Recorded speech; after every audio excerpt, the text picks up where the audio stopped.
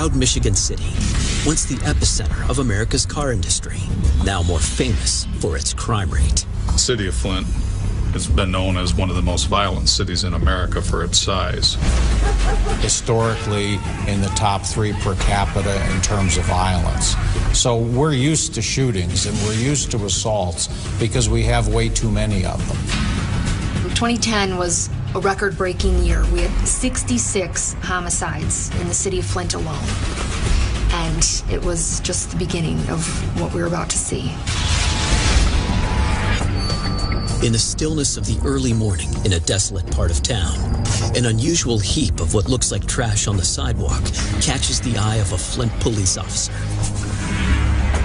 And he pulls up next to 2 other patrol officers also on 3rd shift, and he says, you know, I think I saw a pile of clothes back there on Saginaw Street, but I'm not sure.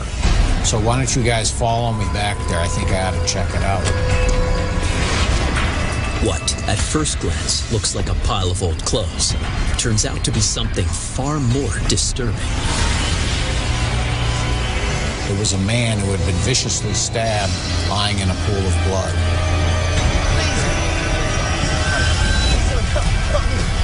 The victim is barely breathing and losing blood quickly.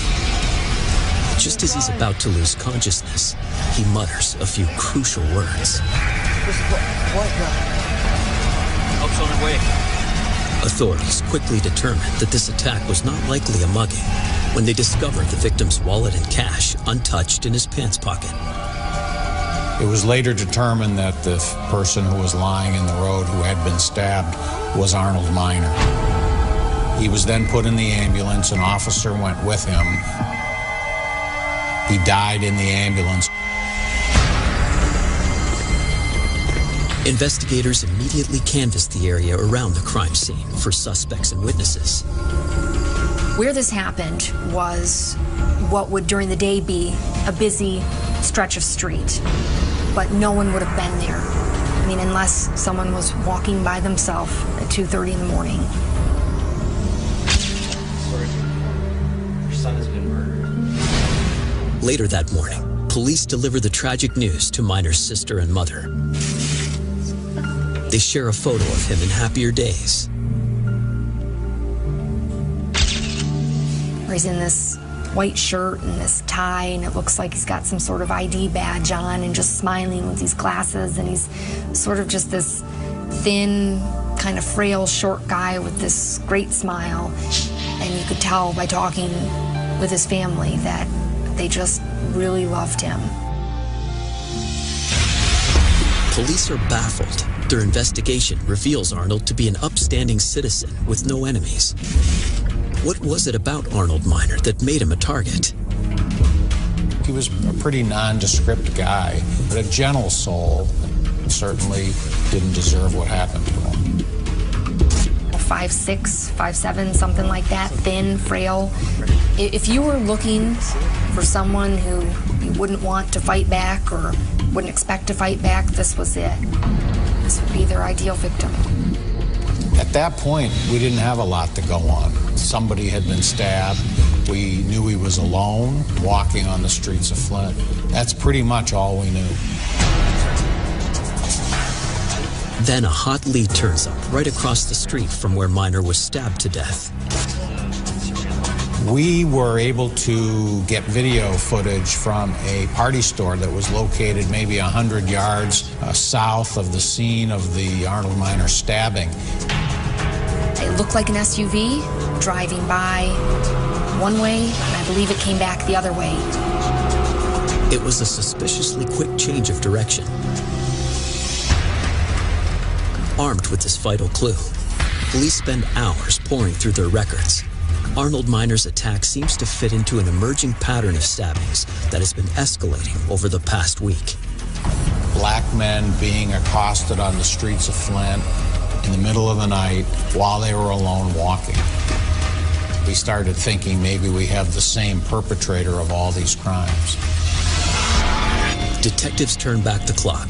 3 months earlier, 31-year-old David Motley is stabbed to death. At the time, it was wrongly chalked up to gang violence. Then, a month later, another victim. The second homicide was not discovered until, I believe, June 21st. Now, that's nearly a month apart. And there was no investigative connection made then. The unfortunate second victim turned out to be 59-year-old Emmanuel Dent, whose life was cut short after multiple stab wounds caused him to bleed to death. Gun violence is almost 100% of the crime that we see in Flint. We don't see a lot of stabbings, and as we started to see more, those certainly stuck out. Over the series of the next few weeks, there began to be one assault after another. And beginning on July 26th, July 27th, 28th, and 29th, there was one each day. Some of these individuals were lifted up off the ground as the knife protruded up towards the chest cavity. Whoever was doing it had to be pretty strong, because in order to stick that knife in and then yank it up and really cut out the guts of the individual, it's not that easy to do that. There's a lot of torque involved. 6 men stabbed, 3 dead.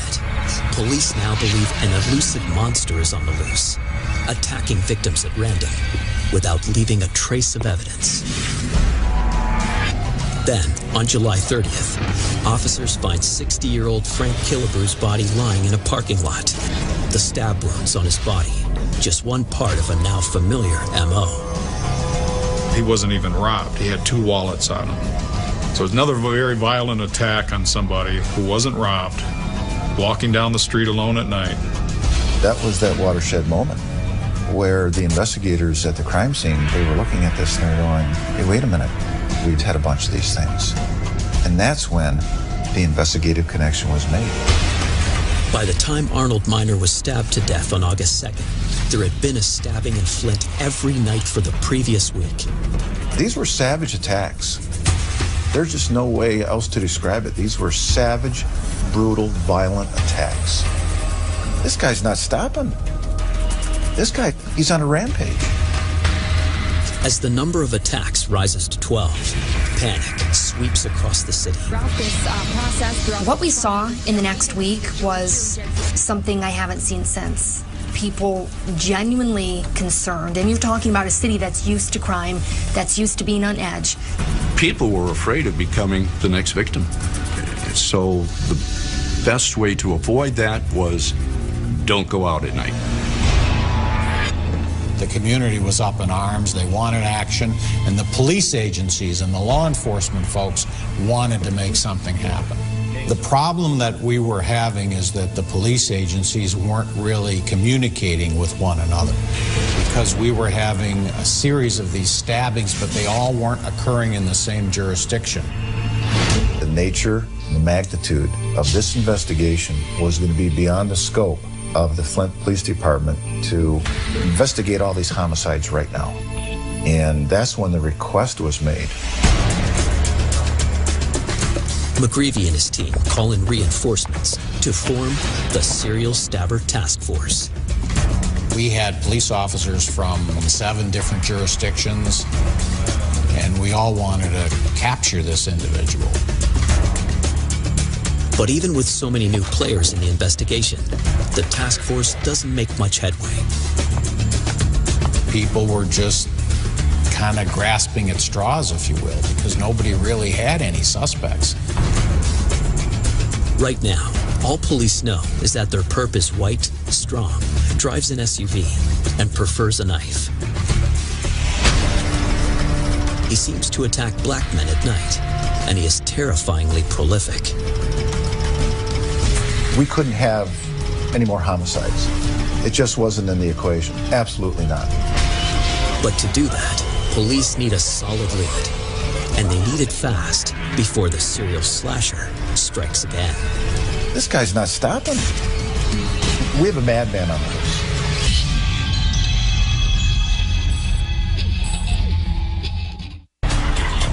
A cold-blooded killer has randomly stabbed 14 people in Flint, Michigan in 2 months, and there's almost no evidence to go on. Then, the cops catch a huge break when one of the slasher's most recent victims is able to speak to them from his hospital bed. 17-year-old Etwan Wilson is a good-natured kid, originally from the rough neighborhoods of East Detroit. He was sent to Flint with his mother, hoping that this town would prove safer than the last. Not only for him, but also for his son.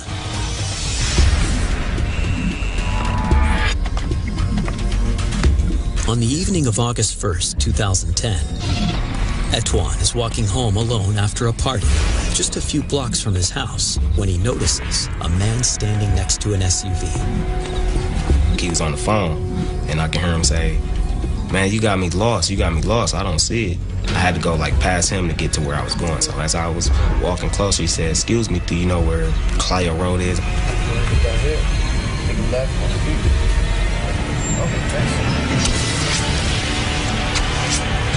I was like, "Man, what is you doing?" And as I pushed him, that's when I felt the knife come out of him. And when I seen the blood, I just took off running.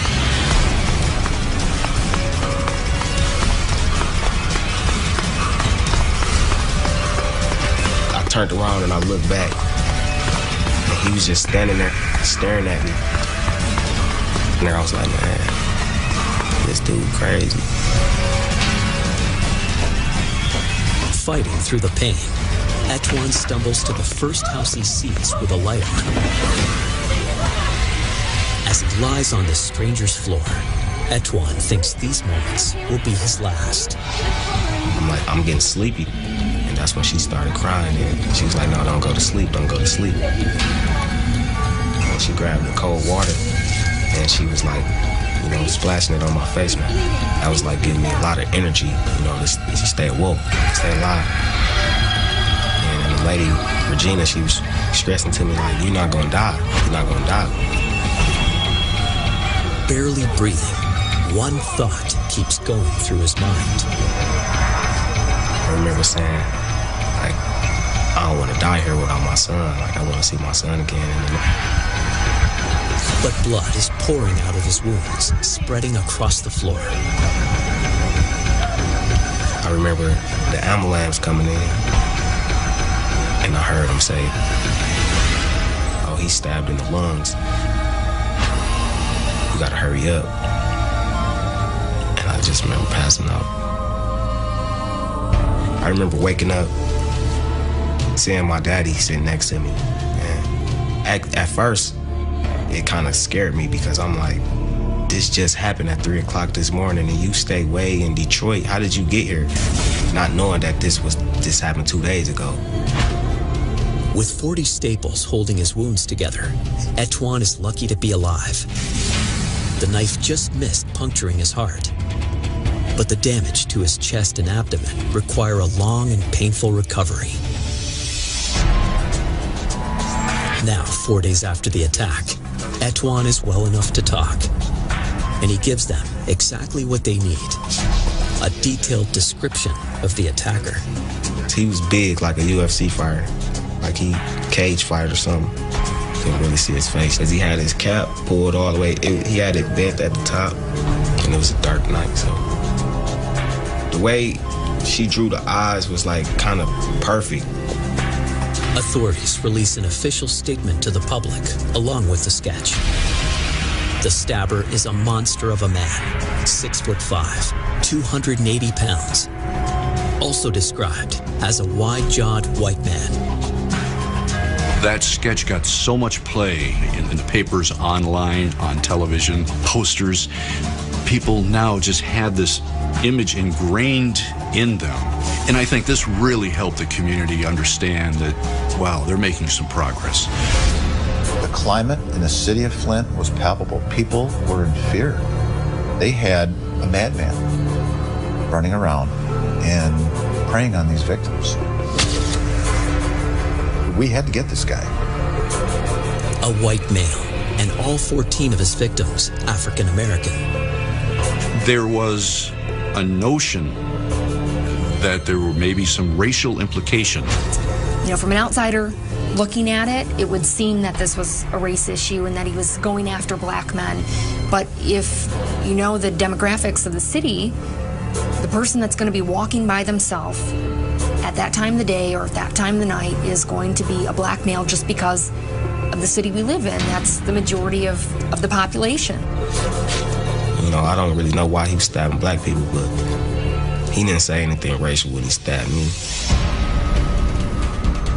Police have no idea whether the slasher is motivated by bigotry or just a lust for killing. But as more recovering survivors are able to speak, investigators find they're all telling the same story. He would drive the streets of Flint. He'd see an African-American male walking along a sidewalk.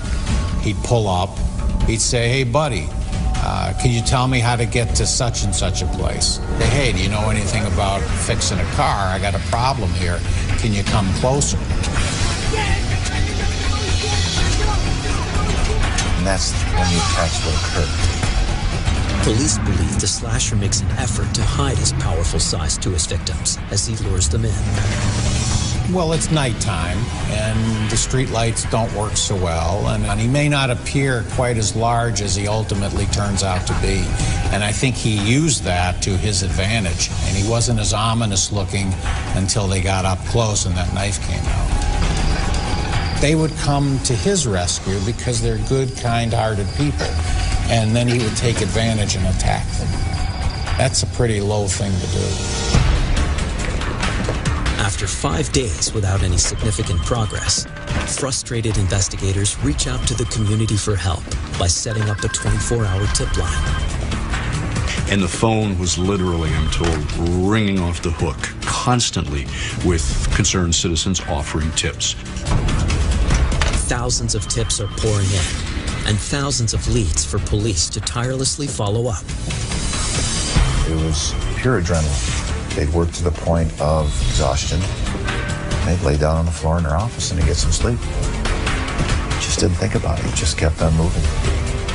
This was a you shall not fail mission. It was a chase. We just had to keep on going. I don't think I've ever seen such a dedicated group before on any case that I've been involved with. Yeah, you don't know what it's like. You need to go out in the street. In the grip of terror, Flint, Michigan holds its breath hour by hour, waiting for news of another stabbing. You don't know what's going on. My daughter won't even leave the house. I'm scared. But to everyone's surprise, 3 days pass without a new attack. And each day, it was like we were kind of almost in a sense waiting. Is this guy taking a break? Is he taking some time off? Or are we going to see another run? It won't be long before investigators get their answer. The guy said, "We've just had 3 assaults identical to what you had up in Flint." We were stunned.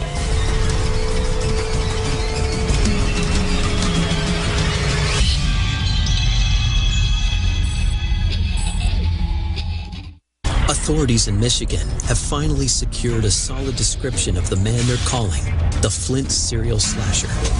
But they have no DNA or other forensic evidence to link these unrelated attacks. And now, their target seems to have vanished. Is his killing spree over, or has he simply gone somewhere else in search of prey? To answer that, police send out bulletins across the country. And here you go. Here's what we have.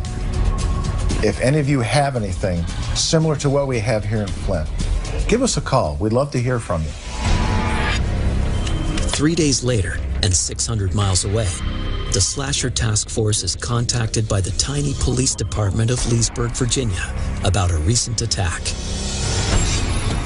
The victim was walking across a parking lot when a vehicle pulled up to him and asked if he could assist him with some problems with his car. He sensed movement in his peripheral vision and saw the suspect swinging a hammer at him. And so he was able to partially deflect, pull away, so there was not a full contact. The suspect then continued toward him, and the victim was able to run away from him. It's the third hammer attack Leesburg police have seen in 4 days. Unusual for a town of 42,000 and almost no violent crime. Thankfully, none of the victims were killed. This number of violent attacks in this time period are just unheard of in our community. The third one just added more confirmation to our suspicions that we did have a serial attacker. For this third assault, the attacker had picked the worst possible location, and investigators pick up a vital clue. The shopping area where it occurred had recently installed a new video surveillance system, and so we were able to get a picture of the actual vehicle. The vehicle is identified as an older model Trailblazer SUV. It looked to be dark green on the top with a lighter color on the bottom panels of the vehicle. Authorities assume the car is from another state and scour motel parking lots looking for a green and tan SUV with out-of-state plates. But they come up empty-handed. Armed with the make, model, and color of the car, Leesburg police put out an all-points bulletin for it and any similar attacks. What initially was locally focused for similar cases expanded to regional and ultimately national. They come across bulletins from Flint about the recent serial slasher attacks and contact police in Michigan.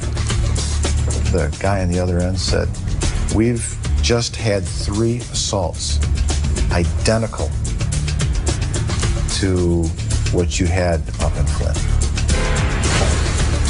We were stunned. His weapon of choice may have changed from a knife to a hammer, but everything else about these attacks is the same. Police are convinced it's all the bloody handiwork of the serial slasher. And now the Flint Task Force has something they didn't have before: an accurate description of the SUV. And they said, "Oh yeah, by the way, the Blazer we have down here, there's a couple of dents in the hood." We didn't have his face yet, but we now confirmed that it was the green over beige Chevy Trailblazer. The media gets wind that Flint Slasher has now gone national, and the story explodes overnight, sparking coast-to-coast panic. So this drew a lot of national attention, so it made sense that CNN, ABC, NBC, CBS, international media were all over this. And the SAT truck started rolling in. And then everyone's worst nightmare comes true. 2 days later, and 450 miles from Virginia, another horrific attack. Toledo, Ohio, police department calls up, says, "Not so fast. We have an attack down here, identical to what Leesburg has had and to what you've had."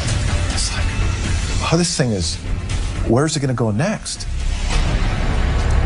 Outside a picturesque church in the metropolitan town of Toledo, Ohio, the church custodian takes a well-deserved break. A hulking man steps out of a green SUV. He asks the custodian for directions. Harmless enough, until...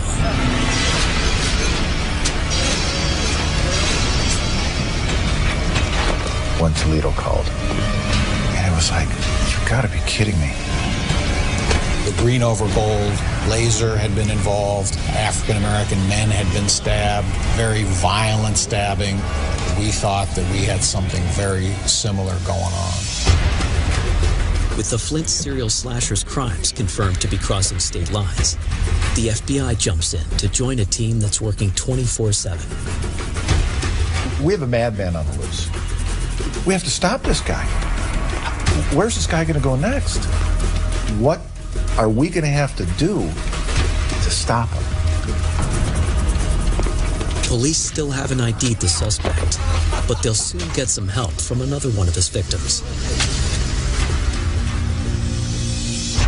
26-year-old Flint resident Antoine Marshall, who was stabbed 14 days earlier, has been in a hospital ICU fighting for his life. Due to the nature of his injuries, they bundled him up and got him to the hospital, but he went right into surgery, so they didn't get a chance to interview him. But now, Antoine has recovered enough to give police a description of his attacker that will add 2 vital pieces of information to the puzzle. As he described the T-shirt that his assailant was wearing, and it was a specific brand of gin. He also clarifies the slasher's race. He's, I think, the first person who came out and said definitively, he said, this guy isn't all white. He's mixed with something. He's got like olive skin. He's not all white. That was a fairly significant statement that he made. These two details will blow the case wide open. A new bulletin is sent across the country, refining the description of the slasher, in hopes this info would trigger someone's memory. And it pays off big time. Oh, baby. Tip 314. There's an unidentified female, and it stated to the effect, I know a guy who works at a Kingswater Market up in Mount Morris, and oh, by the way, he went to Virginia last week to visit a relative. Hey guys, how's it going? We got 80 students called today. Did you notice that? But we now had somebody who matched the description, who had the right vehicle, who had some ties to Virginia.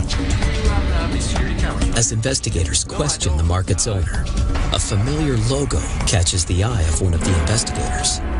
The T-shirt logo that was described in the attack by Antoine Wilson. And they were able to determine and confirm that the shirt the assailant was wearing was the same identical type of shirt that the store would have had. The pieces are all finally falling into place as police zero in on the serial slasher. But will they find him before he disappears for good?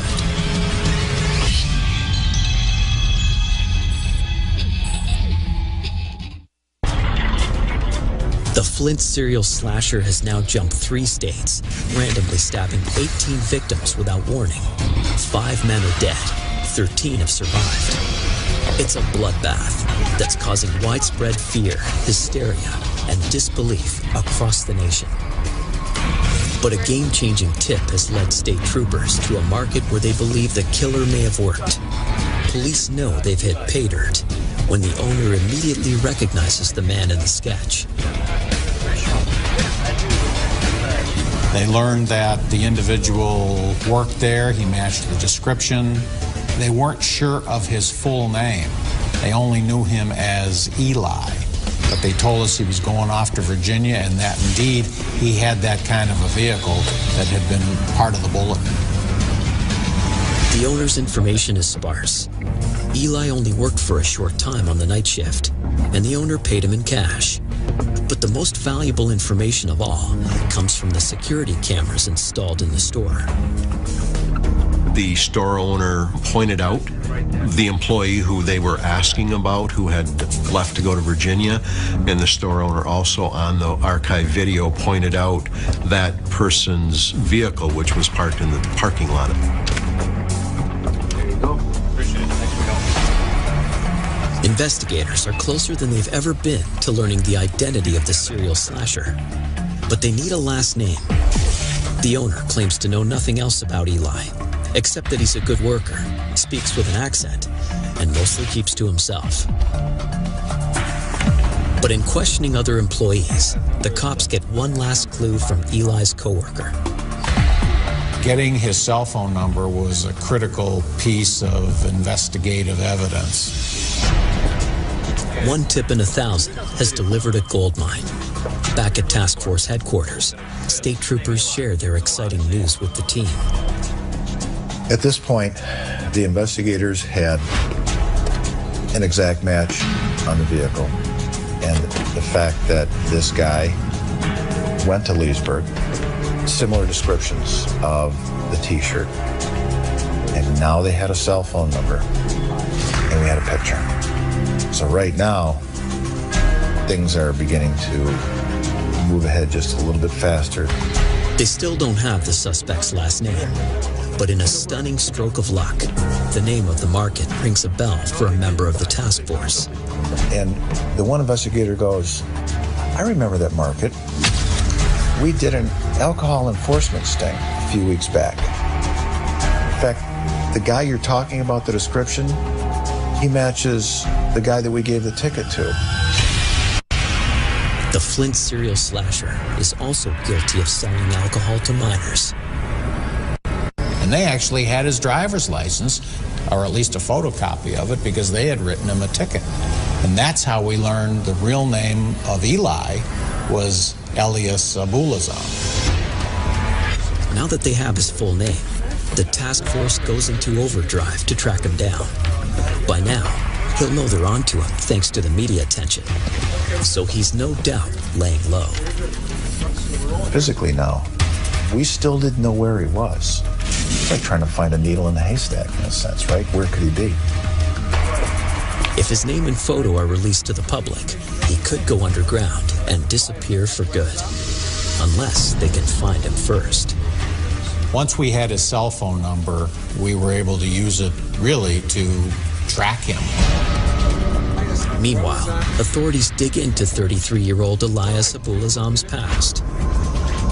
The investigation determined that this individual was an Arab Christian born in Israel. His father died when he was young.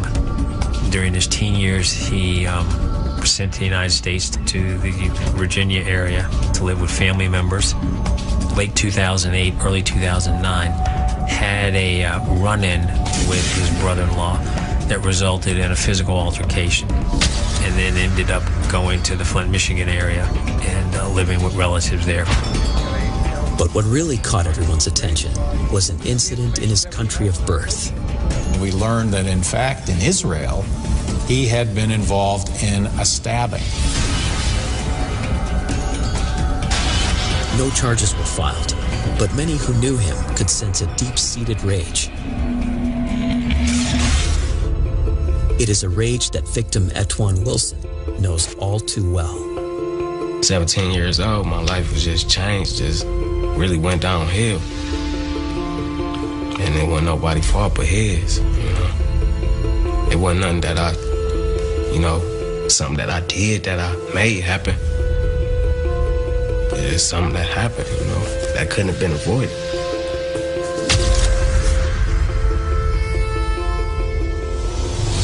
Back at the task force, the cell phone tracking expert pings Abuelazam's phone. When the computer reveals where that phone is, all systems go into immediate red alert. Guys, we got some bad news. Our suspect is on the move. It looks like the slasher is on the verge of escaping for good. They got it within 1,000 yards of Louisville, Kentucky International Airport. Very close to the airport are two interstates. Is the guy flying, or is he mobile? Is he driving? Their worst fears are confirmed when they check passenger lists for flights leaving the airport that night.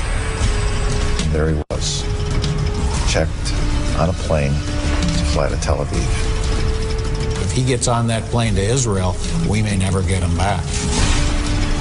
But to stop him, they not only have to secure a warrant, find him and arrest him, they also have to do it from 700 miles away in under an hour.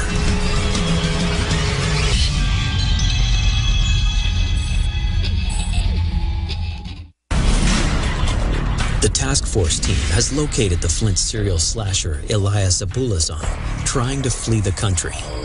He's already boarded a flight in Louisville, Kentucky, bound for Israel. But fortunately, it has a stopover in Atlanta, where he must change planes.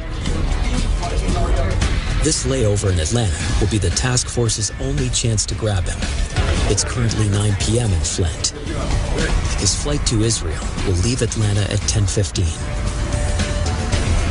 If he's on the plane when it takes off, he could evade capture forever. Getting a person extradited from a foreign country is a very, very difficult thing to do. He couldn't get on the plane. Absolutely not. He could not leave the country. We had to stop that. With a little over an hour left, it's a race against time to catch this monster before he slips out of their grasp.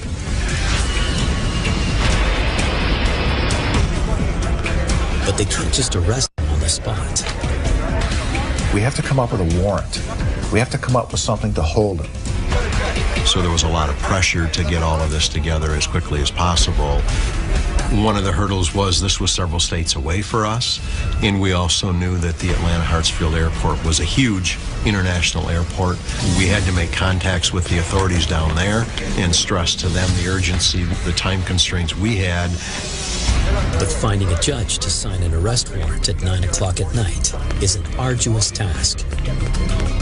That involved getting him identified through the photo lineup, having a prosecuting attorney prepare that arrest warrant, having that arrest warrant signed by a judge to make it a valid arrest warrant, and then providing all of that information to the authorities in Atlanta. Navigating the legal loopholes in such a short time is difficult enough, but the team must also devise a way to apprehend Abuelazam without putting civilians around him at risk. My number one concern was that if he gets on that plane, we have a hostage situation. He's going to know something's up, and he's going to put a knife or something to somebody's neck, plus the fact that he's a huge guy. I mean, even without a weapon, he's dangerous. With just 45 minutes before the flight is scheduled to depart, there's still no sign of an arrest warrant, and more importantly, no sign of the man in question. We still hadn't physically spotted him yet. Waiting for the official go-ahead, a SWAT team in Atlanta moves into position. With precious minutes ticking away, the warrant finally comes through. I think we got him. And not a moment too soon, as Atlanta Airport Police spot Abuelazam amongst a sea of passengers, unaware of the danger they're now in. Back in Michigan, the task force can barely breathe as they wait for the news from Atlanta. We are aware he's at the gate, ready to board the plane to Tel Aviv. We are aware that they're not going to let him get on, but we can't see any of this. We're just sort of hearing it from the other end of the telephone. We were closing it this close. But it all had to happen absolutely perfect, so nobody else got hurt. With just moments left before boarding, undercover squad team cops prepared to make their move, their eyes trained on the target. He's looking like he's going to get on that plane and things are going to be good, and he's going to leave all these stabbings behind him, and he's going to go back to his homeland. Authorities on the ground come up with a last-minute idea to minimize the danger of those around Abuelazam.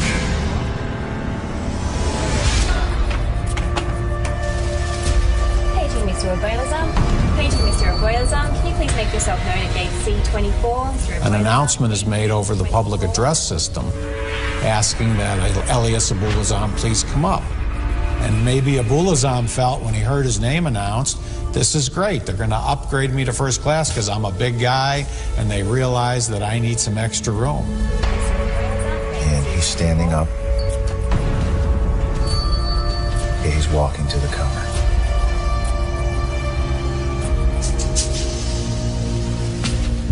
Then there was silence.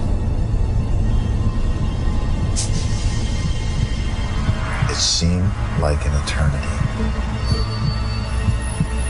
And we're waiting, we're holding our breath, we're looking at the phone, and we hear he's safely in custody. Oh my God. Elias Abuelazam, you're under arrest for murder. We got him, man. We got him. We got him. It's exactly what I felt. This is exactly what I did. We got him. Oh. When we finally get word that Abuelazam is in custody, a cheer goes up at State Police Headquarters from the task force. Everybody's high-fiving everybody else. There was no violence whatsoever. There was no attempt to not cooperate. Abuelazam went very quietly in the end. The relief is overwhelming, but the work for the investigators is far from over. To ensure his conviction, prosecutors need ironclad evidence. Search warrants are executed on his truck and residence. The most damning evidence almost left the country with him. His luggage didn't show up in Atlanta, and in fact had been left behind by the airlines in Louisville, Kentucky. We were able to find a pair of blue jeans, and the blue jeans had some blood. It was the blood of Arnold Miner. Arnold Miner, the unfortunate stabbing victim in Flint, Michigan on August 2nd, becomes the key case in prosecuting Elias Abuelazam. In the summer of 2012, Elias Abuelazam is charged with the murder of Arnold Miner. Evidence from his other alleged attacks is used to support the prosecution's case. We were able to show the jury a lot of the other stabbings and present some of the surviving victims. And those surviving victims actually identified Elias Abuelazam as their attacker. When I looked at him, it was kind of like, I know you wish you would have killed me now. You see you messed up. There ain't no getting out of this one. The Flint serial slasher refused to confess to his crimes. His motives for attacking these victims remain a mystery. On June 25, 2012, Elias Abuelazam is found guilty on all counts and sentenced to life in prison. When the verdict came back on him of being guilty of first-degree premeditated murder, that means in Michigan that he will spend the rest of his life in prison. That's the strongest sentence that we have here in the state of Michigan. We don't have the death penalty. Never, ever, ever again will this person inflict the type of pain and suffering on not only families, but communities as well. He's never going to see the outside again. He's done. The slasher's reign of terror is over, but the pain lingers for his victims and their families. In his difficult journey of recovery, Etwan Wilson has been inspired by the same person who gave him a reason to live on that terrible night, his son. So it's beautiful being able to, teach him things I want to teach him and watch him grow and have fun, see him smile, play around. That's a good feeling. I'm gonna still be who I am, regardless. He might have took, my body, but he didn't take my spirit, my soul.